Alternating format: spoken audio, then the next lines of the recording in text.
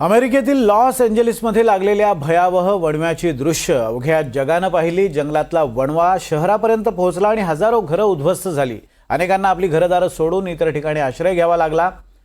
तशीच भयावह दृश्य काल महाराष्ट्रात सुद्धा दिसली। रायगड जिल्ह्यातल्या रोहा तालुक्यातल्या जंगलाला लागलेल्या वणव्यानं तब्बल 48 घरं भस्मसात झाली आहेत।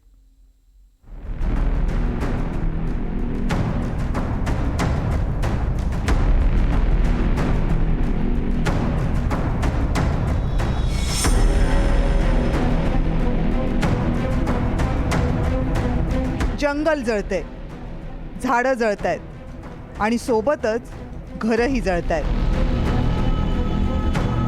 भयभीत झालेली माणसं हतबल होऊन हे सगळं बघतायत। ही भयावह दृश्य आहेत रायगड जिल्ह्यातल्या रोहा तालुक्यातील। रोह्यातल्या धामणसईमधल्या इंदरदेव धनगरवाड्यातील गुरुवारी दुपारच्या सुमारास इंदरदेव धनगरवाडीच्या मागच्या बाजूला असलेल्या डोंगरावर वणवा लागला।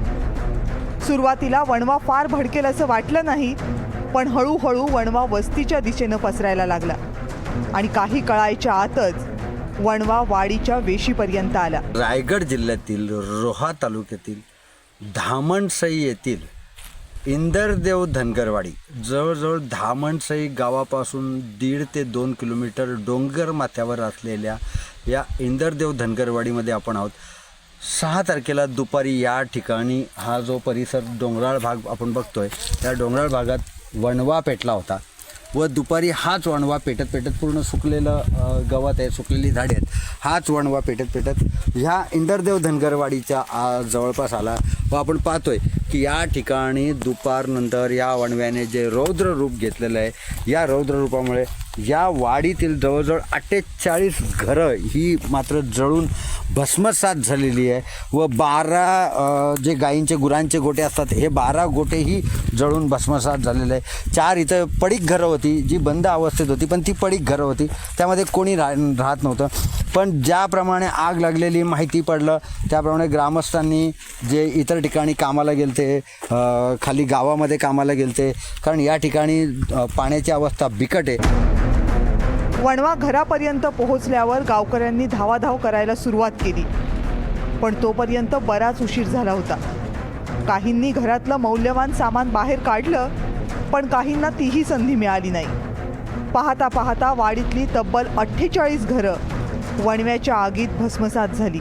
शासनाकडून आहे की काल लागलेला हा वणवाचा रुद्ररूप खूप मोठ्या प्रमाणात त्याचे आग भडकली व ते रुद्ररूपाने सर्व घरांचे 48 घरं आणि 12 गोटा म्हणजे त्यांचे पूर्ण जळून खाक झालेला आहे। इंदरवाडीतल्या घरापर्यंत वणवा पोहोचलाय असं कळताच अग्निशामक दलाच्या गाड्या पोहोचल्या, पण दुर्गम वाडीवर इतका मोठा वणवा आटोक्यात आणणं सोपं नव्हतं। की इथे आमच्या पिढ्यानपिढ्या इथे गेलेल्या आहेत आणि ही वाडवडिलापासून पारंपरिक आमची स्वतःची मालकीची जागा आहे।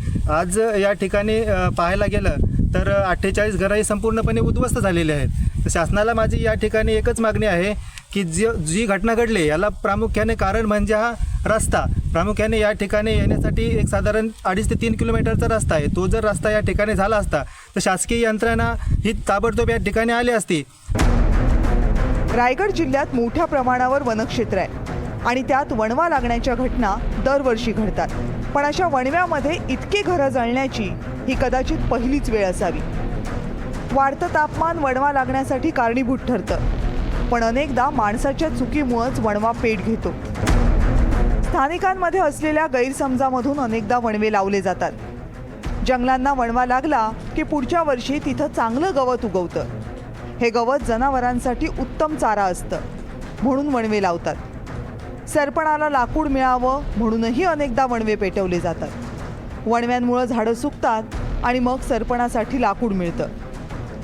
प्राण्यांची शिकार करता यावी यासाठी शिकारी वणवे लावतात। वणवा लागल्यामुळं वन्यजीव आगीच्या विरुद्ध दिशेनं पळतात आणि मग दबा धरून बसलेले शिकारी त्या वन्य प्राण्यांची शिकार करतात। कोकणामध्ये भात लावणी होण्या अगोदर शेतात राब जाळण्याची प्रथा आहे। राब जाळल्यामुळं पुढच्या वर्षी पीक जोमानं येतं असा शेतकऱ्यांचा समज आहे। त्यामुळे शेतकरी शेतात राब पेटवतात आणि कधीकधी याच राबामुळं वणवाही पेटतो। इंदरवाडीतल्या घटनेत सुदैवानं कोणतीही जीवितहानी झालेली नाही, पण दुर्गम भागात कष्टानं उभे केलेले तब्बल 48 संसार आगीत खाक झालेत. इंदरवाडीत जळलेली सगळी घरं ही जेमतेम वीट आणि मातीची होती. वीट भट्टीवर किंवा शेतात काम करून जगणाऱ्या गरीब कष्टकऱ्यांची ती घरं होती. बचत म्हणून हातात काहीही शिल्लक नसताना हा संसार पुन्हा उभा करणं त्यांच्यासाठी सोपं नाहीये.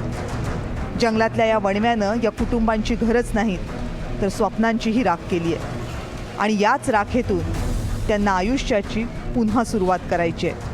मेहबूब जमादार, NDTV मराठी, रायगड.